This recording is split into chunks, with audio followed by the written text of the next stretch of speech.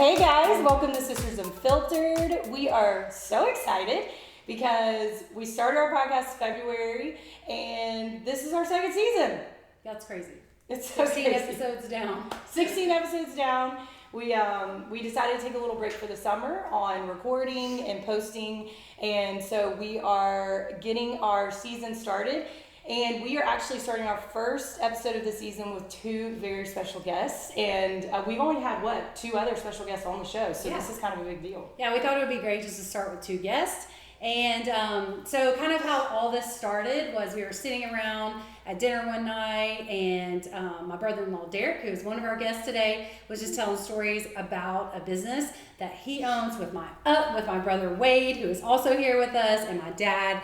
And it was just, we had the best time talking about it. And then the other day I ran into a friend at Target who her son is a senior at UT, and we were kind of like, what are his plans? What is he going to do? And she was just like, everyone right now wants to be an entrepreneur. And, and it made me just think about, from an outside, I've watched these guys, start a business, run a business, and kind of from the outside watching it, I think people see what it is now, but they don't know the beginning story, how hard it is, how great it can be, how it changes you personally, and all of these things. And so today we just thought it would be so fun to talk about that. Yeah. I think there's a lot of listeners and people that we know that their husbands start businesses, or women that start businesses as well. And so we just thought this would just be a wealth of knowledge from these two. So yeah, I'm for excited sure. to have them And we've kind of talked about this before in our podcast about how people only see sometimes where people end up, maybe, or where they're at that moment, but don't really see like what got them there. Right. And it hasn't always been easy. And we have lots of great stories from this company about some funny stories, some fails, some successes, and I just think it'd be really cool for us to kind of pick their brains about. Yeah. So my first question, Derek and Wade, and anybody First of all, y'all forgot to announce one other thing. What? The name change of your podcast. Oh. What is Siblings Unfiltered. Because now She almost called you the other brother. I did. I was like, this is Siblings Unfiltered. confusing. This is getting very confusing. Actually, as soon as Ashley goes, I thought I need to edit that out. Yeah. Just to be clear, we are married and not siblings. Right. But I said From Alabama. Right? I Yeah, know. you did it right. But Yeah. but us three, just to be clear, Wade, Ashley, and I are siblings. They all, our listeners, our faithful listeners, probably know who you are because we talk about y'all so much. Oh, they You do. I have people come up to me that I just meet, and they're like, they know the whole family. They do. Because Yeah. of the podcast. Yeah. But let's start from the beginning. Wade and Derek, like the origin story. What inspired you to start your own business? And let me just go ahead and say this now. So our dad is also, we've talked about this, our dad is a part of this partnership in business, but we've already had him on the podcast for Legacy. And so that's why we're having Derek and Wade today, and dad is not on here. So just so we're clear, dad is also a part He of also this. doesn't think some of those stories are as funny as we all do. That's true. That's true. Okay, so So ask the question again, sorry. yeah, so what inspired you to start your own business? Derek? Woo. I feel like I was always interested in business to some degree. I grew up around several family members having businesses, but the closest business I was around was my grandmother's restaurant, and it was service, and I just loved service and serving people, and so home services and the moving company kind of fit into that vein, and so that was probably the earliest connection I had to where we've ended up now and getting it started in business. I would say that's a very nice answer. I would say desperation, because we were all in a spot where we needed to figure out what was next. But I didn't get fired from a job. well, that's Just we're gonna go all the way back Yes. there. Oh, wow. That's Wow, great. wow. Yeah. Okay, Derek did just go You there. also didn't get fired from a job at a church, like I did. So Wow. I'll say that I was actually been thinking about this recently, because I'm coming to Ashley's place of work soon, and I'm doing a talk, and I've been thinking about kind of what to share. And one of the things that's come to mind is how I'm really not good at a lot of things. Like I wasn't like an academic, right? And I was a maybe above average athlete, but not great or really even good. But I was always good at work. I was a hard worker. I understood the mechanics and the kind of, how a business, and I would go into businesses and I was there was a tension inside of me. I would walk into a business even as a teenager and say, man, how I would do things, I would really want to focus on this, or it seems like maybe they do this well. And I would glean from these businesses that just crushed it. And so there was always something inside of me that I think was drawn to business, and not just drawn to it and understanding it, but wanting to tactically go do it. Yeah. I wanted to go in, and I still do that. I'll go into a coffee shop or something, and I want to throw myself into the business. Figure out what's wrong. Put an apron on. I've never made coffee before. So I think there's just something inside of me that's just always been really, really interested and curious about how businesses and what makes people tick. Yeah. So in 2008, correct? Yep. This is how this came about, because you guys haven't always worked together, even though it has been about 17 years. So how did that come about? How did a moving company and, how'd you even come up with it? Let me start by this. So when we went on a quest to go learn about this industry, we learned about a friend of my dad's owned a moving company in Hickson, Tennessee. That's where he lived. And we were going to go and visit this man. And Dad and I go pick Derek up that morning, and we're sitting in front of their house, and we're waiting, and he was supposed to come out, I think, at 7:00, and Dad and I got there at like 6:55, and we're waiting at 7:05, 7:06, and we're like, what's going on? So we call him, and Derek just starts running out of the house, shoes under his arm, no shoes on. And I remember watching him fumble down the stairs and thinking, this is my future business partner. I'll guarantee you I was wearing non-wrinkle pleated pants and a Brooks Brothers button up that was not tucked in yet. You're giving yourself too much credit. And shoes in my hand. Yes. And I'm like, I'm banking my entire life on this guy. And he was thinking, the guy in the car just got fired. I'm banking my whole life on this guy. Because you guys were essentially all three, including my dad, at a crossroads. Yeah. Of what do we do next? Yeah. That's right. Right? Mm-hmm. And y'all were young. Like, Derek, how old were we? 24? 24. I was 27.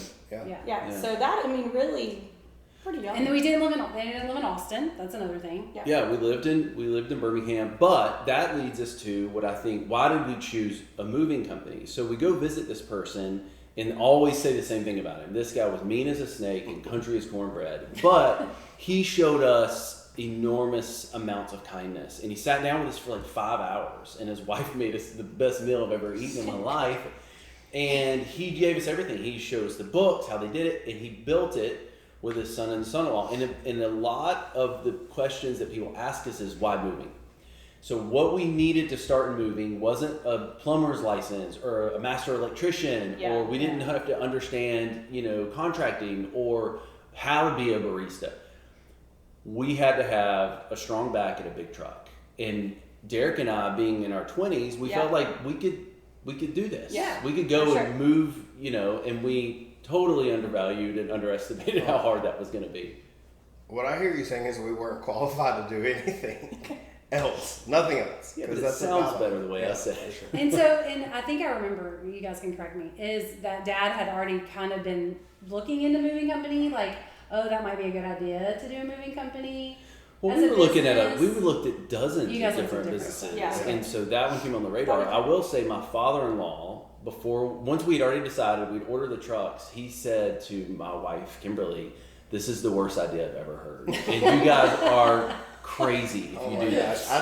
Because he's in trucking, and he said, this is the bottom of the barrel of the industry, and you guys are crazy. Yeah. I told my family, and I had a couple of family members, which I grew up in the country, like very rural, and they said, who pays for this service? Which is funny because we would have never paid for this service. We did. I did not have a moving company ever until SquareCow started. We've owned this company for 17 years, and 5 years ago we moved almost everything ourselves. Kimberly and I. It's so not in our nature to hire someone to do something that I can do. Derek has done that so many times. It's our biggest marital fight ever. It is. Was me moving us by myself in the snow with our moving truck and not calling one employee help. Because I'm like, I will do this. And we owned the company for how many years at that point? And Derek and I are moving ourselves. And I was like, what are you doing? And these are the things that you don't see. But doesn't that lend itself to being an entrepreneur? Is this like, no, like why would I take a guy out there earning revenue and bring him to my house? Yeah. I'm gonna do this because I can't do that. There's something in the spirit of somebody that's like,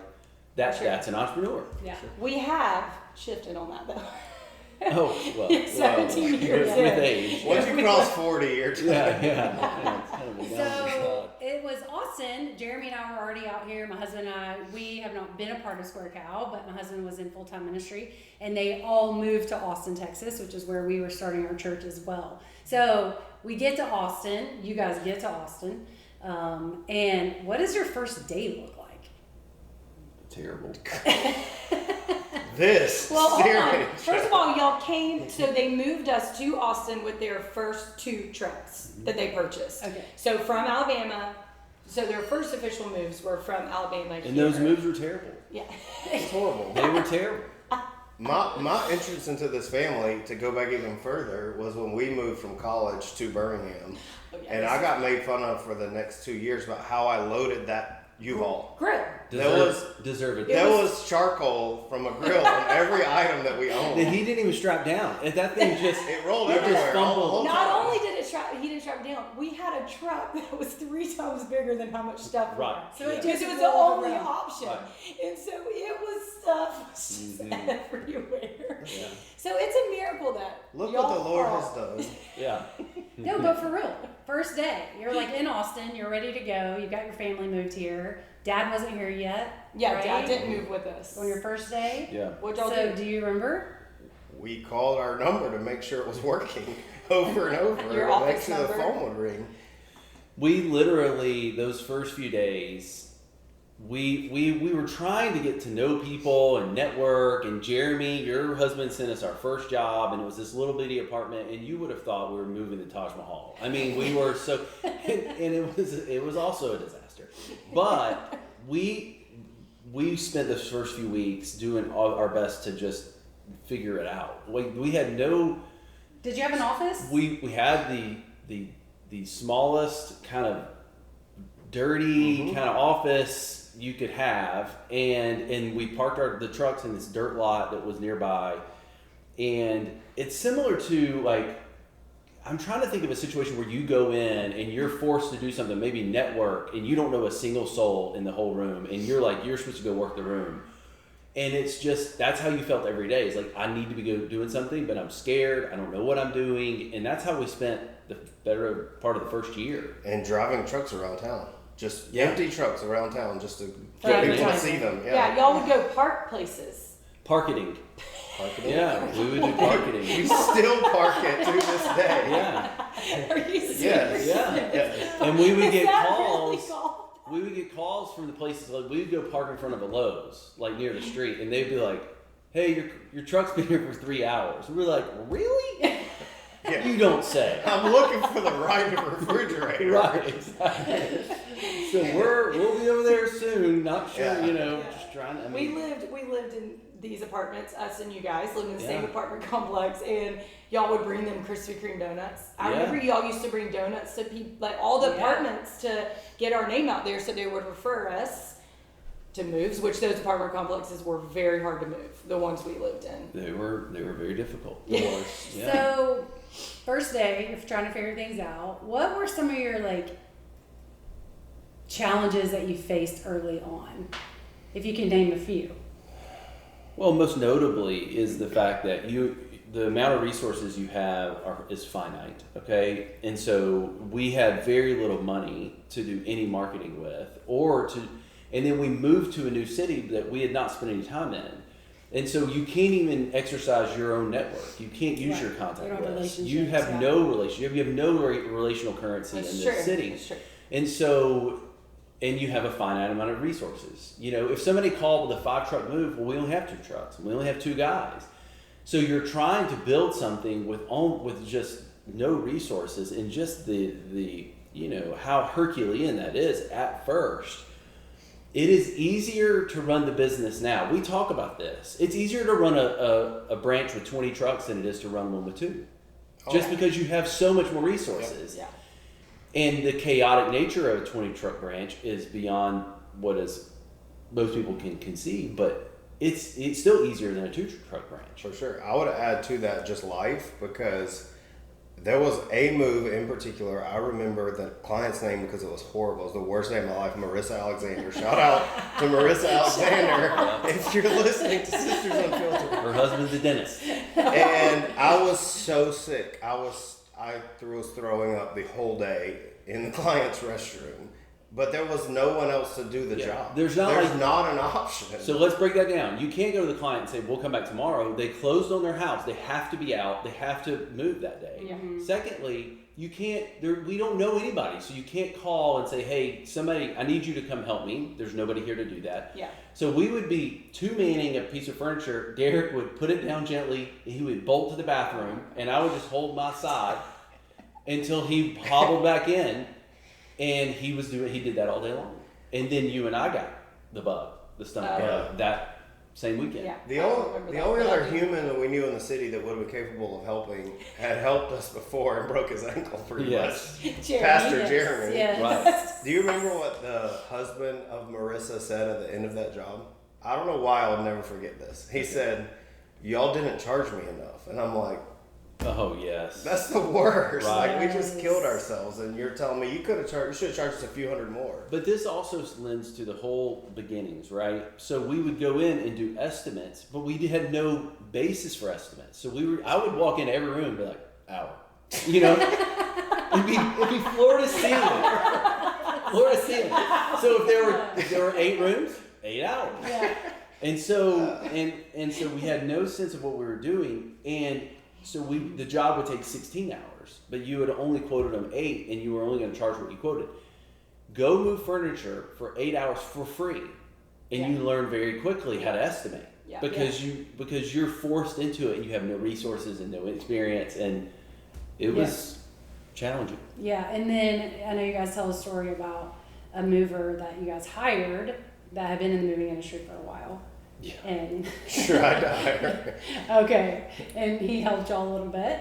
So Jeff Cole, may he rest in peace. Yeah.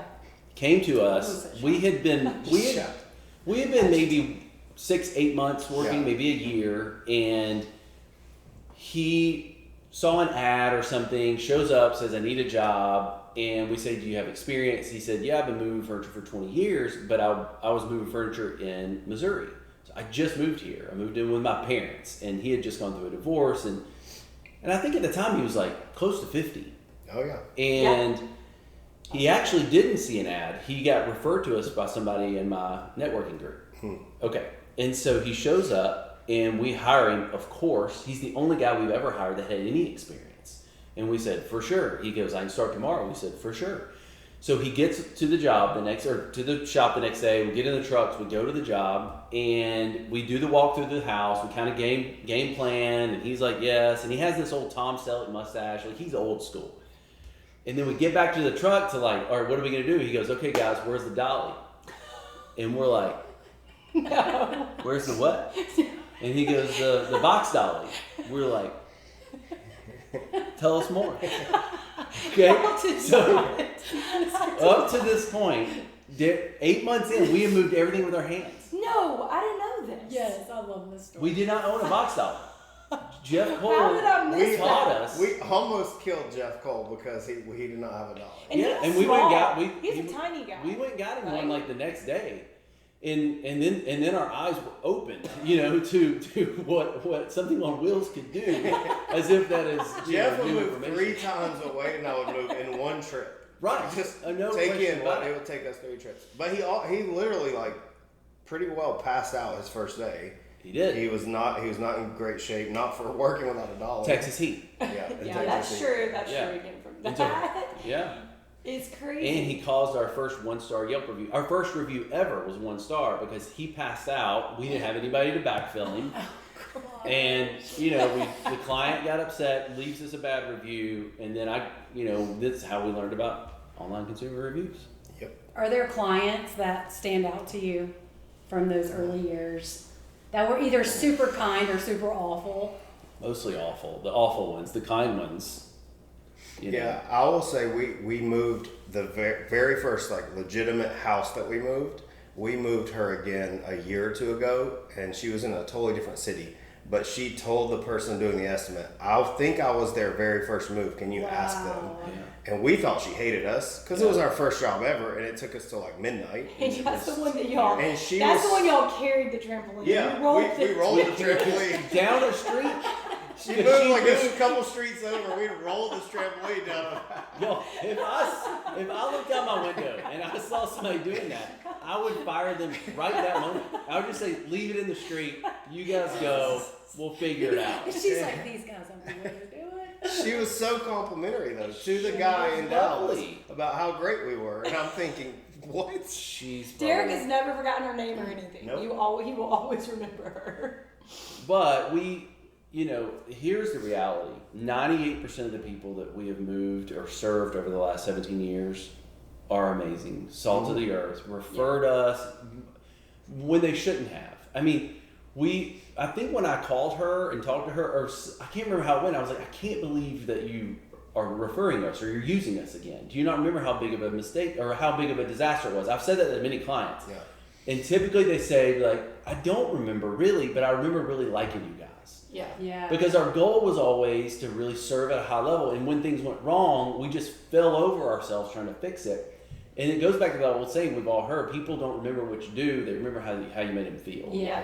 And typically, we really wanted to make them feel good. I will say one of my favorite early stories was Derek sweats a lot. And I call him the Patrick Ewing of moving. And because you can't really explain how much he sweats. So what would often happen, a heavy sweater, as they call him, and mind you, Wade and Derek lost a lot of weight. Oh, you did. lost Their 40 first pounds year, their They first did. summer. Their first summer, yeah. And Derek would lose all of his all the hydration, and he would start cramping, and he would turn into the Tin Man, and he would fall over literally like a Tin Man. I've watched this happen.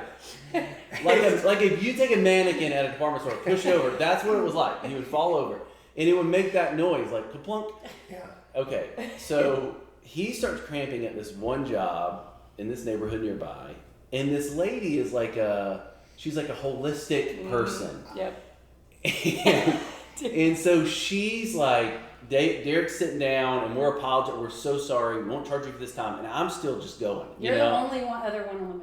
There's We're the no only people on the planet that work for Wade's this company. still working. I'm still rolling down. I'm doing all the stuff, and I always knew Derek would work until he would pass out. Like he's a mule. The guy you can't stop him. So at this point, he's basically passed out, and this lady's trying to like help him. And so she gets him in, she gives him water. He's in the kitchen, and I'm just still going in and out. And she starts getting some of her holistic, medicines. Yeah. So she gets out a lotion that will help loosen up relax your muscles. I don't know this. No one's shared this with me. I'm an innocent bystander. So I remember walking in with things in my arm, and I walk into the kitchen, and she is rubbing this stuff on his hairy, sweaty legs.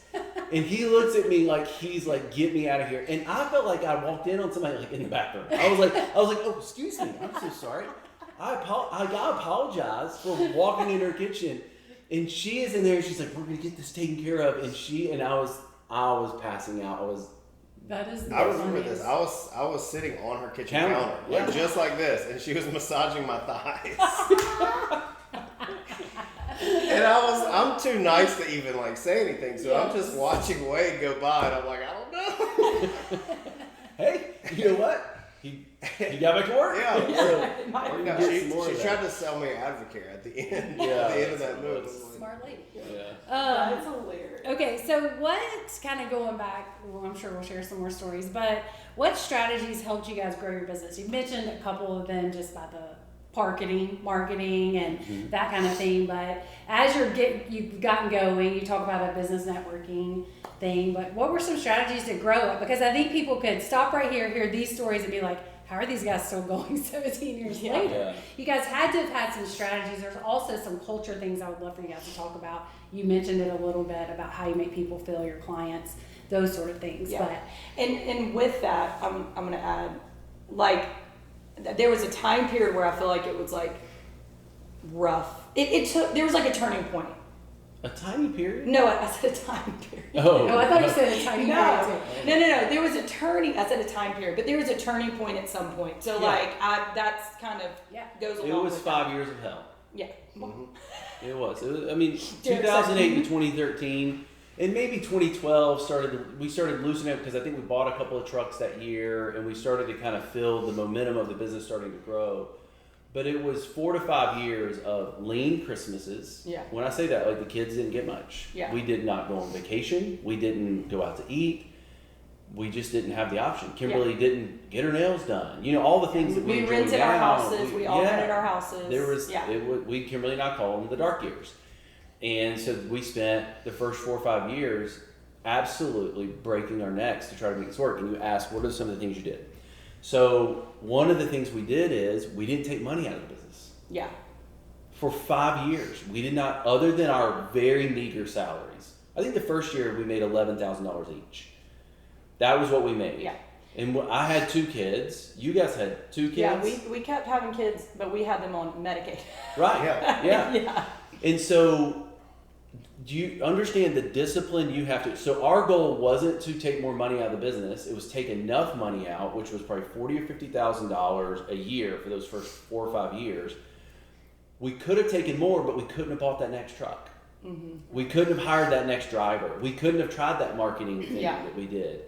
And so we exercised incredible discipline, and we all 3 did it. Usually 1 out of the 3 is spending. In a partnership. True. Usually somebody's like, man, this is terrible. Let's go do this. Let's go do that. We all maintained a certain level of discipline around our cash. Mm-hmm.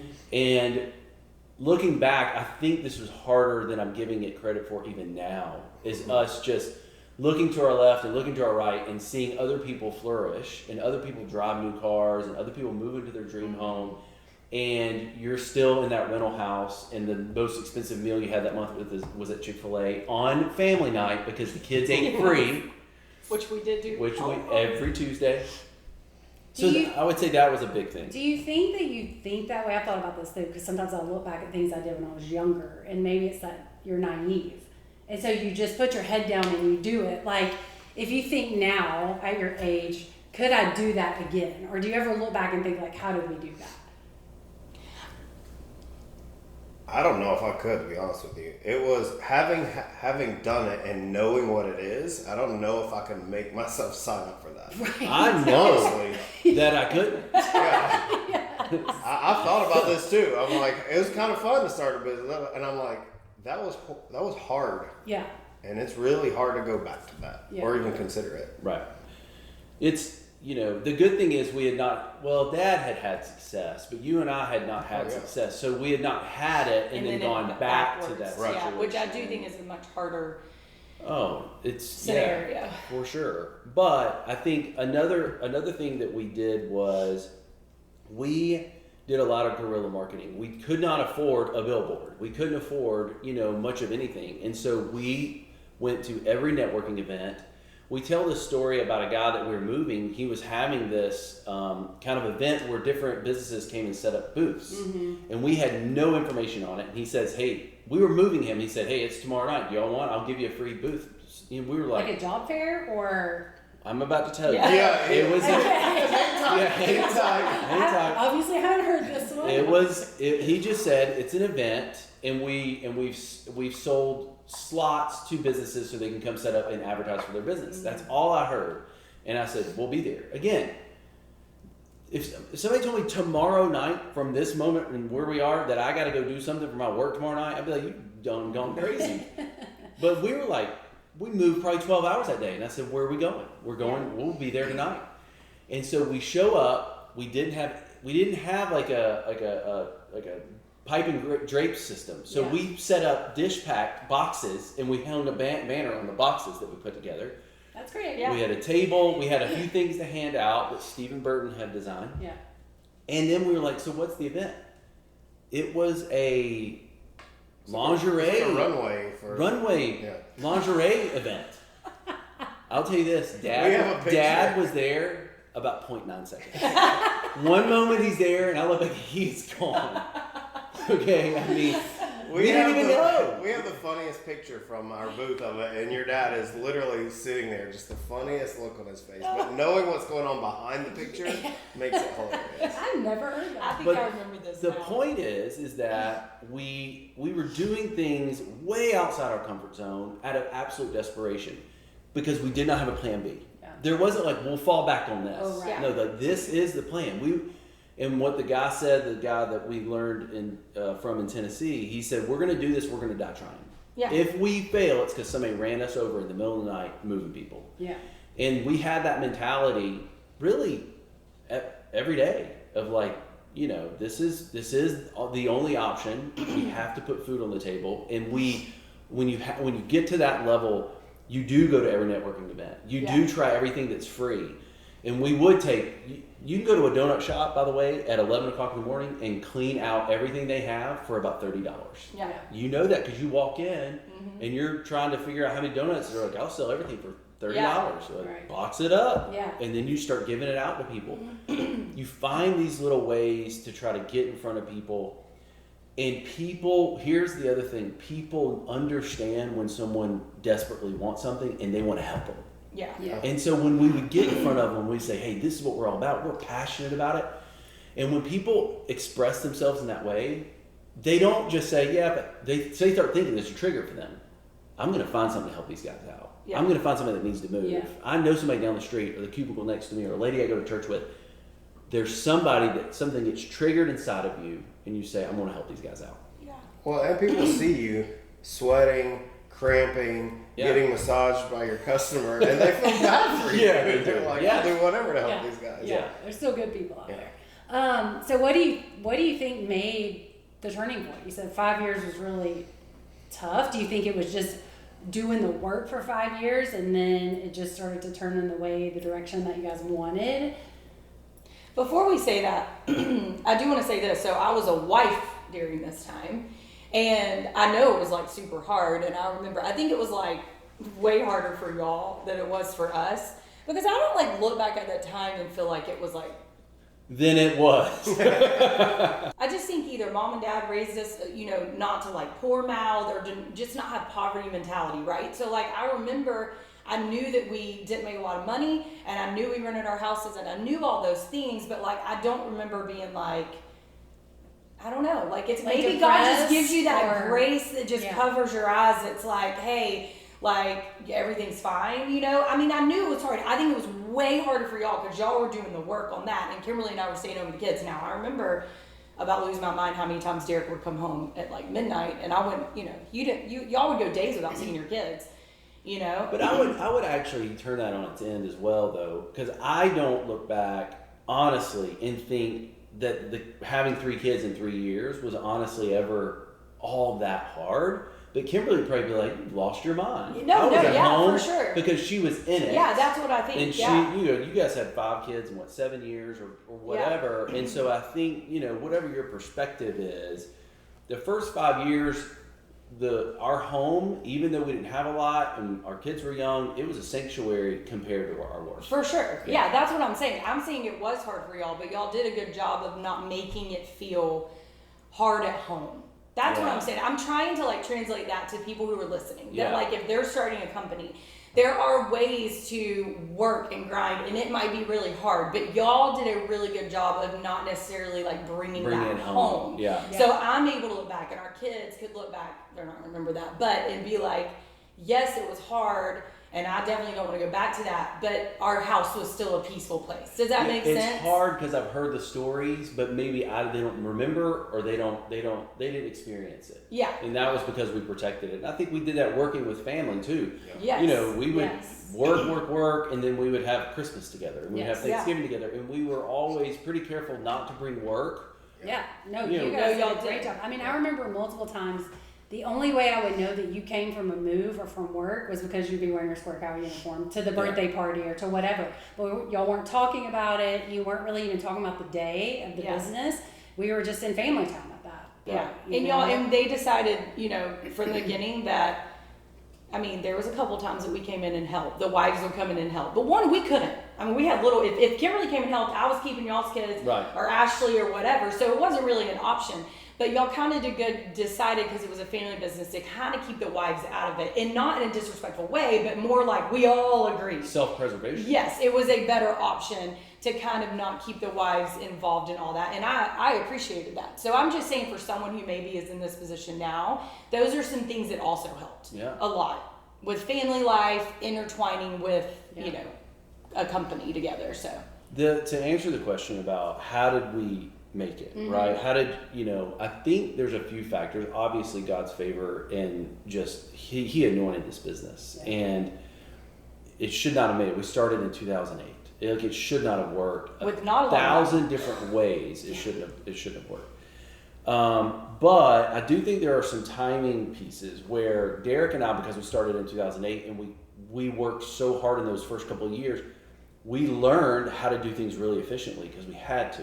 And so we would get done with a move at 4 o'clock and go do another move. We'd start a move at 5 o'clock in the afternoon, and we did it all the time. It wasn't, you know, somebody would call, you know, for a same day move and say, hey, I have this small move, and we would finish something on a Saturday, again, 6, 7 o'clock, and then go do that move. And so that builds inside of you this ability to kind of be efficient. And how do you do this? And how do you make it work? How do you do it with not spending that much money? And so we learned during the hardest times, and I think that galvanized kind of how we run the business. So I think there's a factor. I think we're well branded. I think our brand, if people are attracted to it, it makes sense. I think we are a family.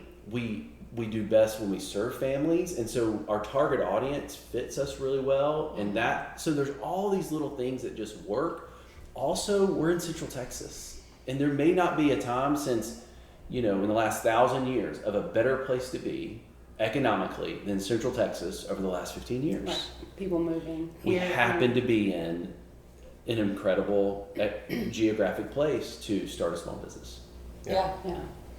You said God's favor first, and your dad and I were just talking about that the other day because one of your boys, I think, asked us, do you remember the beginning, like when you got started, like who sat down first and said, let's start this thing, and then what were your original obstacles?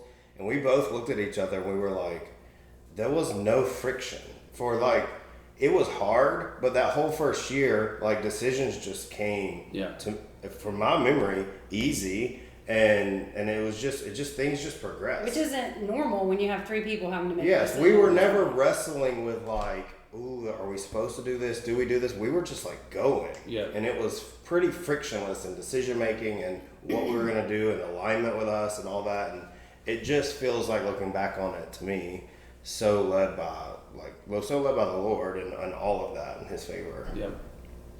How's owning your own business, entrepreneurship, changed you personally? It's really hard to work for somebody else. Not from a place of handing the authority to someone over you.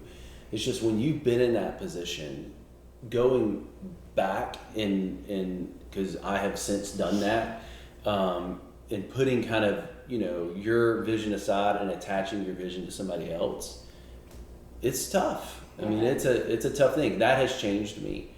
It's opened my eyes to what's possible. So if we lost everything tomorrow, like somehow, some way, everything went away tomorrow, I truly believe that God's given me a gift and He's shown me a way where I could earn it all back. Yeah.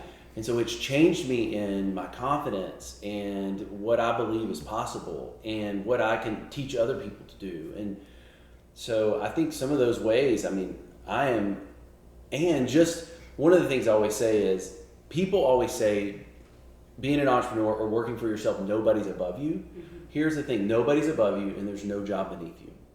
Yes. No job beneath you. And so you're mopping the floor while everybody else is moving furniture. Yeah. And you're answering the phones and you're doing payroll. Yeah. There's no glamorous part of this. And so the other thing is, it's not a problem for me to go to my church and volunteer, and I'll grab a broom and a mop, and it doesn't bother me one bit. Yeah. No job beneath me. I'll do whatever. What do you want me to clean toilets? I'll wipe down that glass. I will, and nobody even has to ask me to do it. I'll just do it. So how has it changed me, and I think us, is that willingness to just throw yourself into any job and to do anything at any time, because that's the thing that needs to be done next. Yeah. That's good. Yeah, I don't think you can. I think it's kind of like getting married or having kids or anything big life thing that you tackle. It changes you to some degree. It makes you grow up. It makes you learn things about yourself.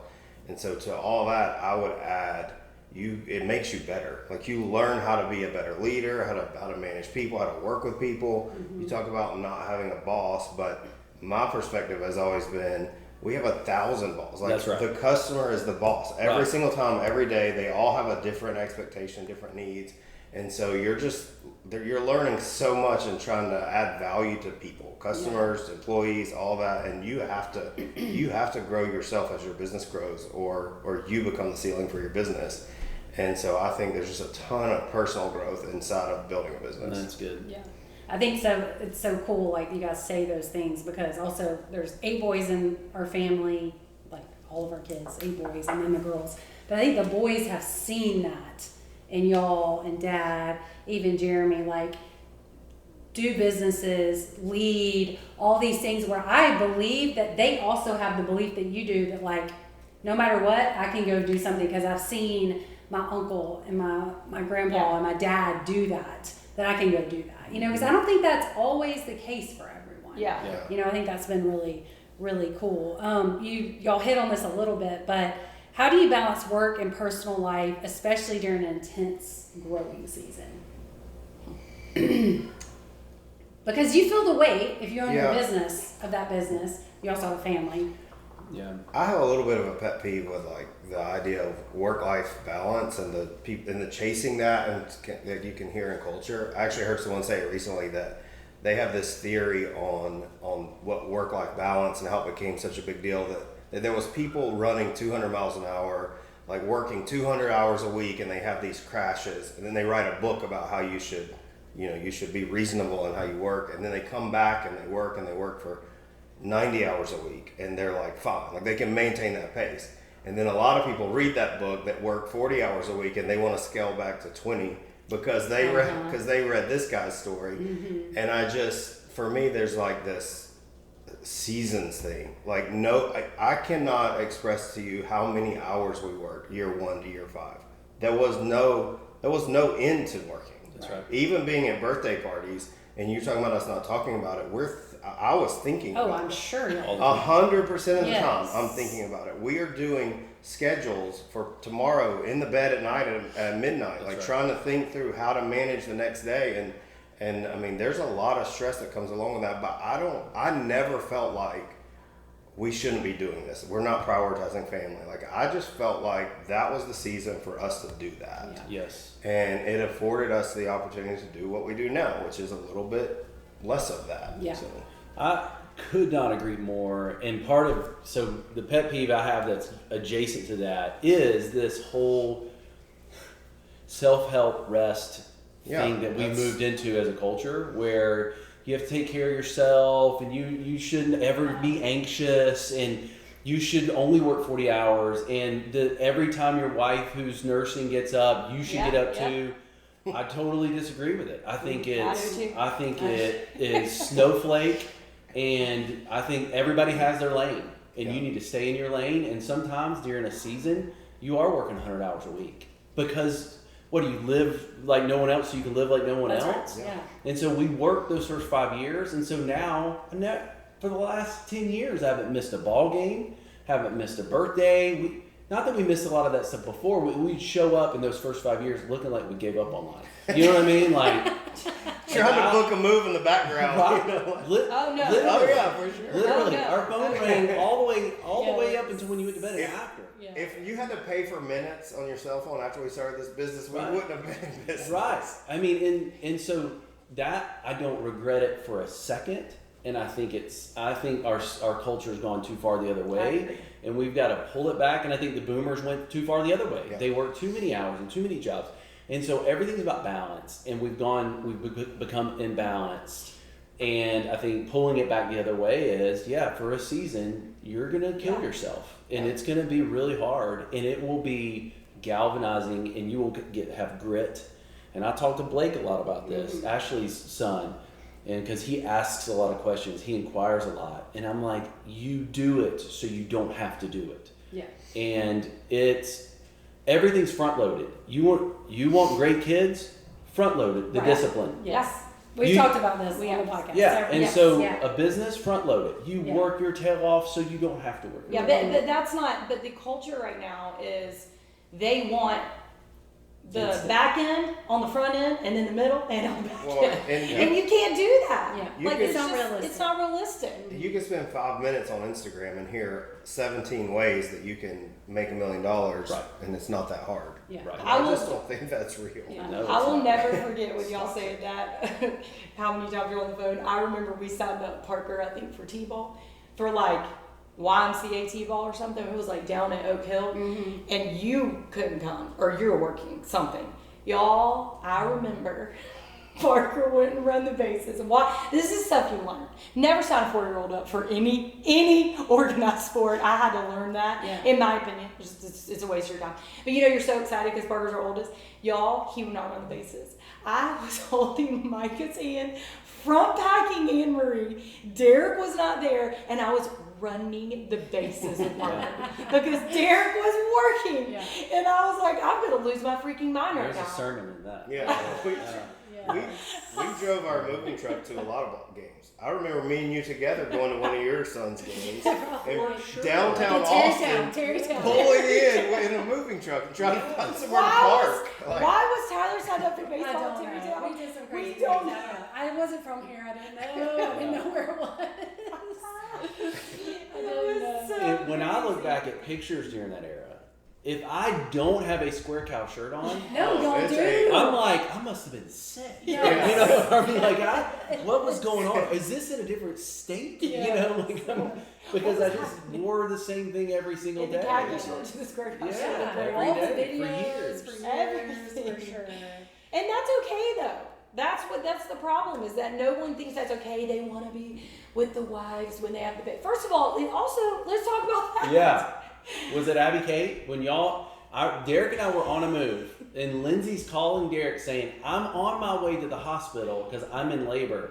And he hangs up, and I'm like, you've got to go. He's like, I'm going to help you with a few more pieces, Oh, then this I'll was head that Micah. way. This was It Micah. was Micah. Yes. And I was like, okay. You know, I let him. I was You're like, like, I knew, that's I knew. fine. You're like, I'll let him deal with that. Right, yeah. Derek drove up in his SquareCow. He's chunking things in the car. When I think actually he came home and drove me there, but once we got there, I was 7.5 centimeters dilated. Yeah. Derek worked all day. Right. And then not only that, every baby that I birthed in the hospital, Derek would be like, I'm not gonna work. Yeah. I'm not doing it. Mm-hmm. I'm not gonna leave early.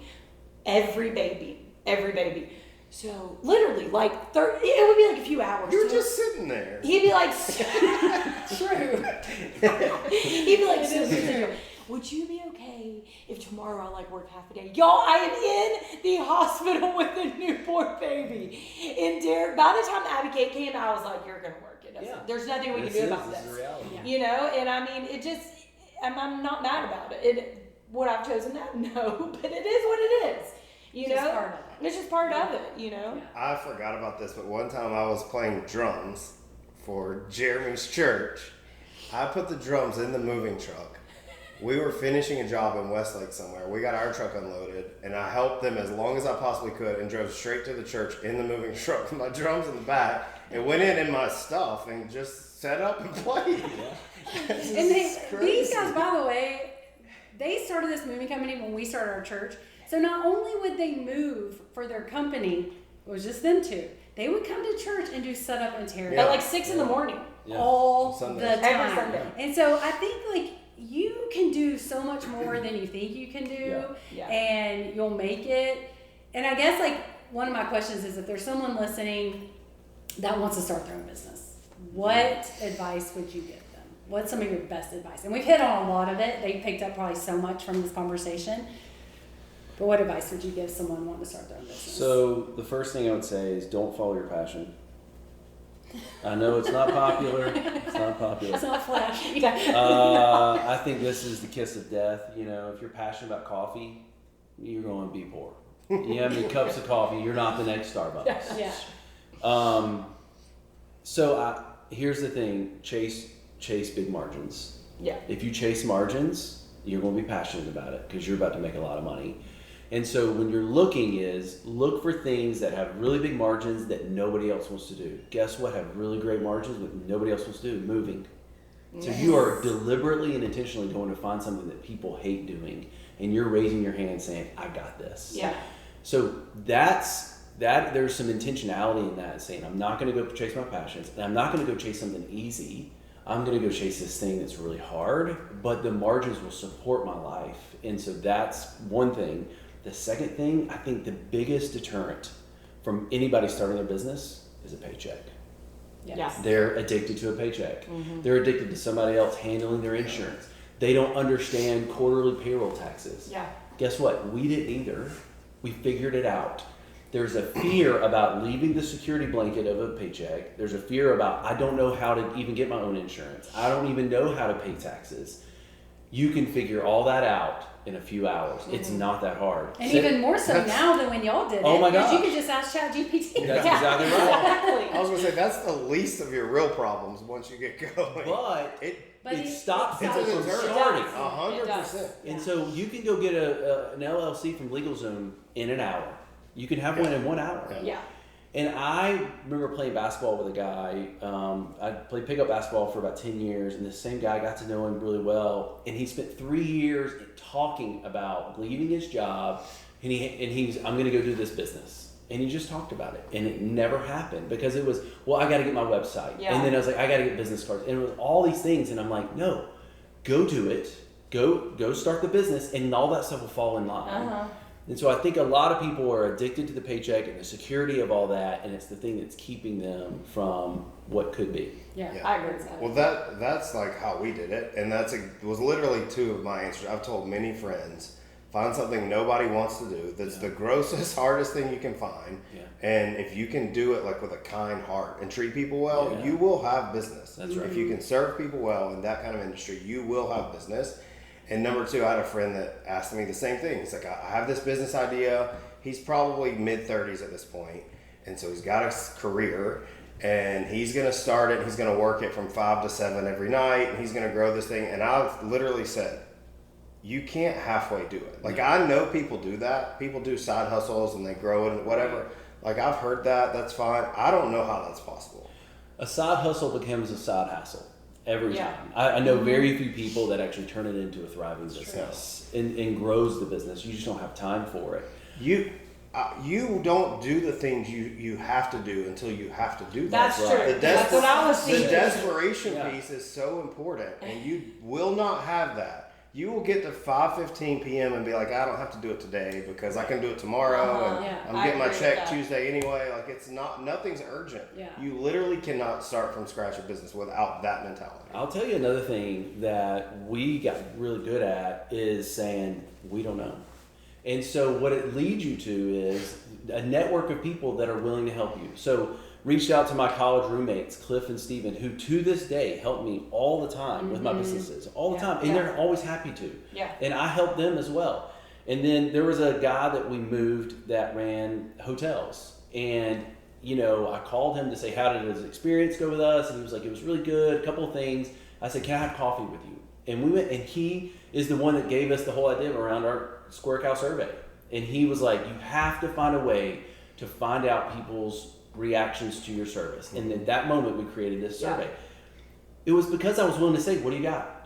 How do you do it? We want to do what you've done. And your willingness to say, we don't know what we're doing, and use your network. People, what I always say is people are willing to help you. They don't know how to help you. You have to ask them. Yeah. And that's relatable to business and life in general. Sure. Like if you always go with the posture of I don't know, and you're finding people to help you, people want to do that. Yeah. Absolutely. So it translates across life. You know, Absolutely. I think. We're about to finish up, but I have one more question for you both, and I both want you to answer it.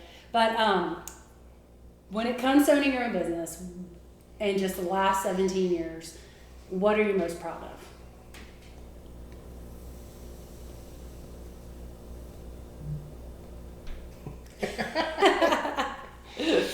Most proud of. Most proud of. There is something special about. So I personally don't think I will ever start a business by myself. I really have no interest in Yeah. it. Zero interest in it. And there is something special about what Dad, Derek, and I did. And we did it together. Yeah. We built something together.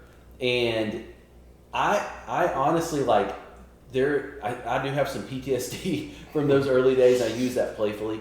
But there is something about when you drive by our 40,000 square foot warehouse, and I never do it without praying and saying, Lord, thank you for this building. Thank you for what you've done for us. Or you see one of our trucks, and knowing that we were a part of all that and we did it together. And I'm not just saying that because Derek's here. There is something special about it that you can't replicate. Yeah. I would not have that same feeling if I did it. Yeah. That's good. I would say too, and I don't know if sticking with it is the right way to say this, but there's just been there's been so many ups and downs. And I think especially in this culture, there's so many people that build something to sell it, or like, I don't know. I mean, we talked about it being a legacy company. We all have kids.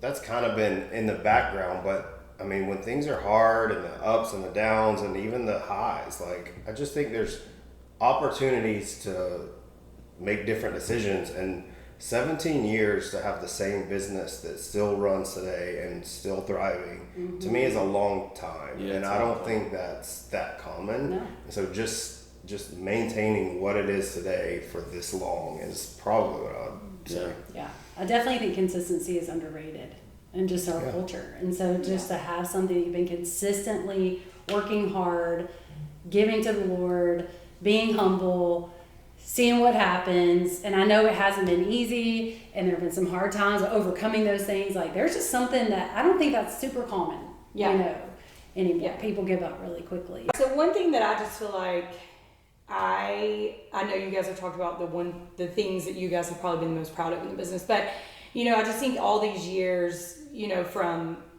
when y'all first started to now, there was a turning point, but then there's been like a lot of ups and downs. I feel like since the turning point, and there was a time where things got really hard for a little bit there. And I always say I was so proud of y'all because I feel like y'all shifted super quickly during that hard time.